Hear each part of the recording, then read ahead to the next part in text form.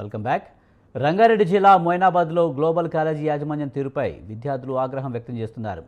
Engineering, pharmacy విద్యార్థుల జీవితాలతో college యాజమాన్యం చెలగాటమాడుతుందని విద్యార్థుల తల్లిదండ్రులు మండిపడుతున్నారు. ఇంటర్నల్ పరీక్షలకు కూడా 2 నిమిషాలు ఆలస్యమైతే అనుమతించకుండా విద్యార్థులను ఇబ్బందులకు గురిచేస్తున్నారని చెబుతున్నారు.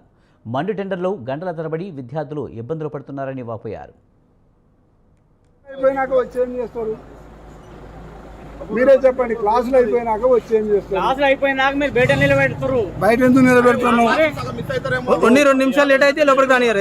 ఎగ్జామ్ అలా ఇది ఇప్పుడు ఎగ్జామ్ అలా ఇది ఇది ఎగ్జామ్ అలా అయితే కాదు కదా. వేరే యూనివర్సిటీలో సీటు వచ్చి గ్లోబల్ కాలేజీలో అడ్మిషన్ క్యాన్సిల్ చేసుకుంటే 4 ఏళ్లు ఫీజు చెల్లిస్తే ఒరిజినల్ సర్టిఫికేట్లు ఇస్తామంటూ బెదిరిస్తున్నారని విద్యార్థులు వాపోయారు.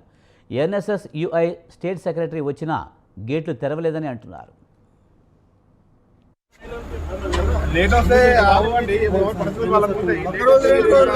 ఒక నెల నుంచి చెప్తున్నావు. ఇప్పుడు క్లాసులు అయిపోయినాక వచ్చేం చేస్తారు? క్లాసులు అయిపోయినాక వచ్చేం? కాలేజీ యాజమాన్యంపై వెంటనే కేసు నమోదు చేసి చర్యలు తీసుకోవాలని డిమాండ్ చేశారు.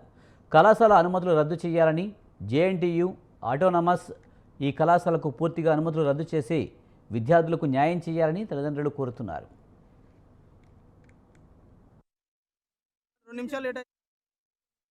ఇదే కళాశాలలో అడ్మిషన్ తీసుకుని సెంట్రల్ యూనివర్సిటీలో సీటు వచ్చిందని సర్టిఫికేట్ అడిగితే 4 ఏళ్లు ఫీజు వసూలు చేశారని ఓ విద్యార్థి వాపోయాడు. విద్యార్థుల జీవితాలతో చెలగాటమాడుతున్న కాలేజీ యాజమాన్యంపై చర్యలు తీసుకోవాలని కోరుతున్నారు.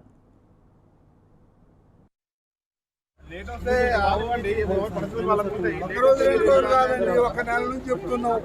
ఇప్పుడు క్లాసులు అయిపోయినా